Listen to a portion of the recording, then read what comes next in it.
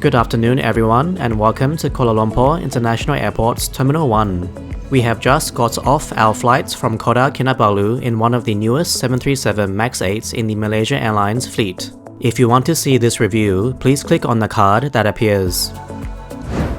So one thing important at KLIA Terminal 1 is that the Aerotrains are finally in operation as of July 2025. This means you can take this to transfer between the satellite terminal and the main terminal.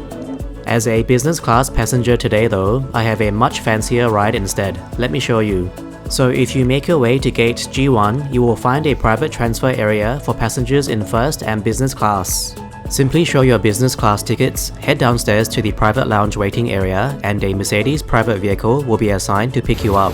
Today, I have the Mercedes Benz EQS 500 4MATIC and the driver assisted me to put my items in the boot. The ride was peaceful and it was good to get close with the aircraft on ground level. And here we are at the satellite terminal.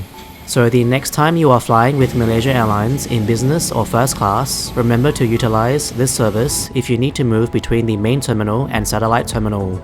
For clarification, this also applies if you are arriving at the satellite terminal and need to make your way back to the main terminal. Check out this diagram from Malaysia Airlines for details. Inside the satellite terminal, there are a range of retail shops, restaurants, and cafes. No matter where you go, you can almost guarantee that all places have excellent viewing windows. Don't forget, the Golden Lounge is also located on the second floor, which is available to business and first class passengers. Tonight, we will be departing from gate C35, and as we arrive here, there was already a big queue forming at the final security checkpoints. Our aircraft is an Airbus A330-200 registered as 9-Mike Tango Zulu. This aircraft is 15.3 years old and is in the Negaraku livery. The flight number down to Perth, Australia is MH127. Of course, business class passengers were invited to board first, so let's go.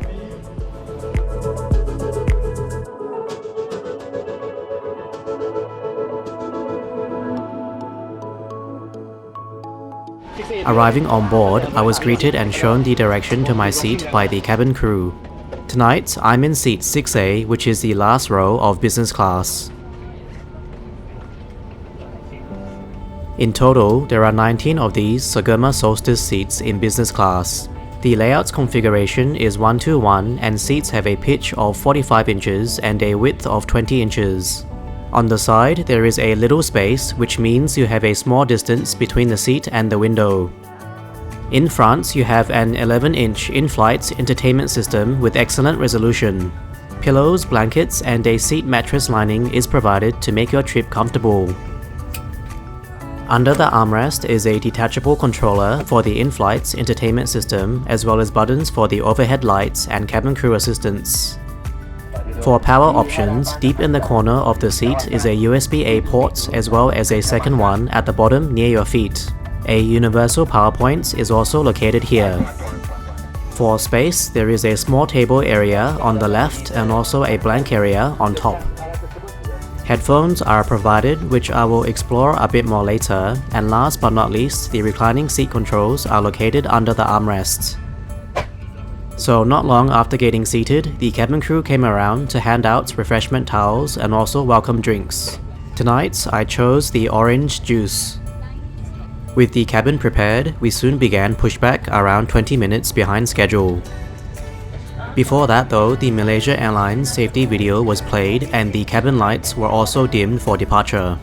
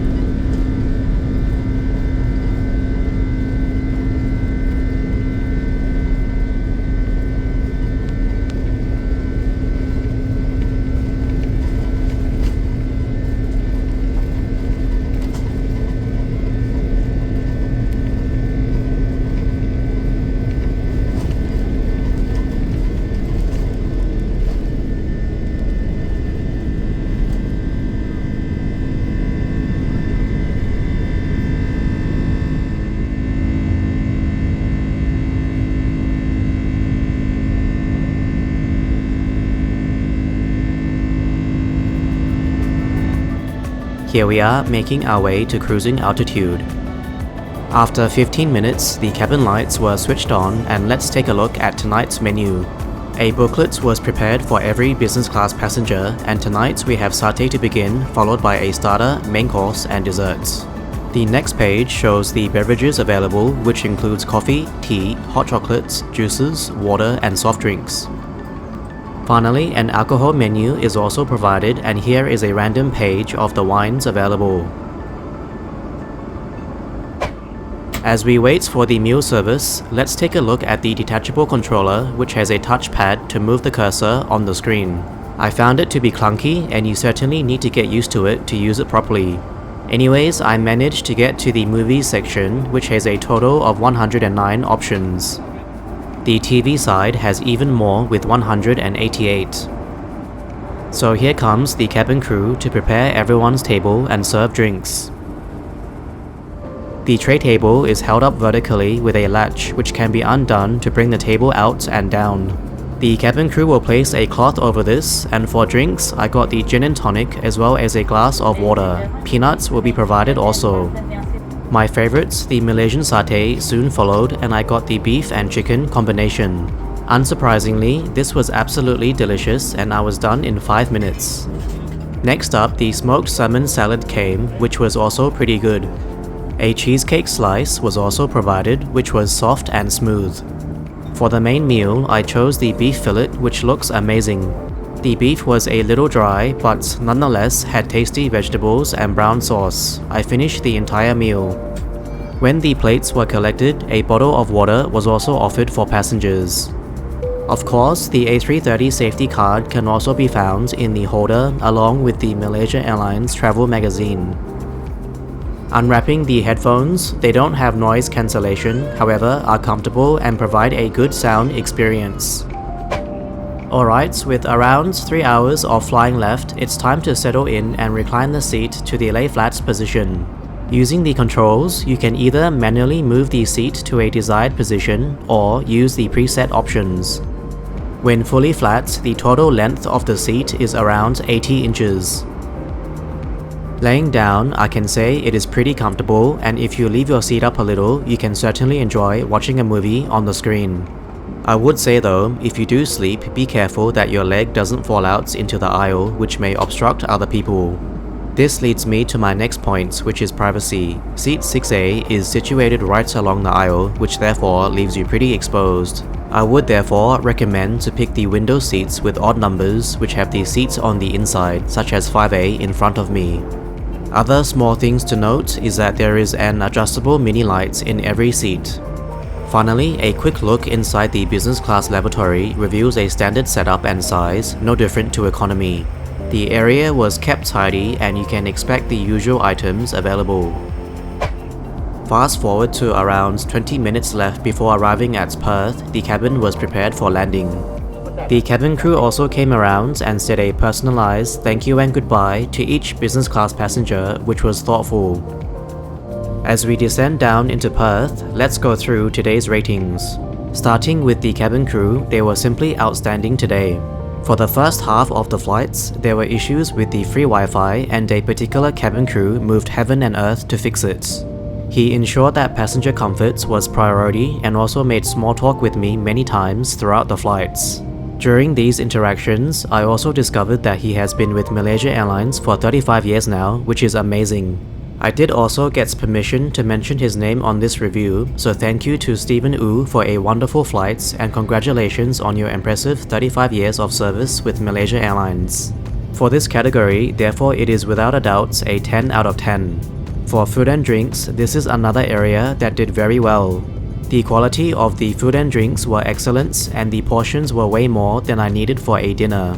Overall, the food was delicious, so it's again a 10 out of 10. Next, for comforts, I found the older Sogurma Solstice seats comfortable enough, however, the lack of privacy in this particular seat is definitely a negative. The in-flight entertainment system also didn't have any games, and for business class passengers, there was no amenities pouch provided. All of these were present on my previous Malaysia Airlines business class flights on the A350. I certainly prefer the setup on this flight, and if you want to see this review, please click on the card that appears. So back to today's flights, the best word I can find to describe this category is boring. I didn't use the Inflight's entertainment system too much, but instead used my own phone with the free Wi-Fi. Therefore, for today's flights, this category gets a score of 7.5 out of 10. Last but not least is timeliness. We left around 20 minutes late from Kuala Lumpur, but have made up some time in the air. Our scheduled landing time in Perth is 1:23 AM, which is only around 10 minutes late. This isn't too bad at all, so it's a 9.5 out of 10 for this category. Adding everything up, we get a final score of 9.25 out of 10. The highlights of today's flights was definitely Stephen and the rest of the cabin crew who did an outstanding job.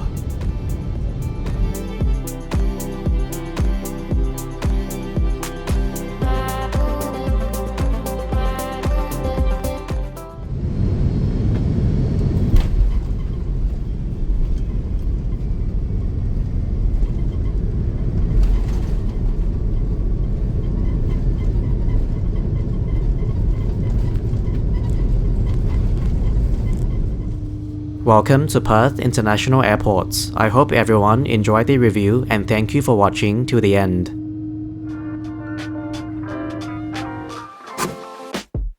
Do you love aviation and traveling? If so, please remember to subscribe before leaving to ensure you don't miss out on future videos. Thank you for watching today. Let me know your thoughts in the comments below and be sure to leave a like. Take care and see you next time.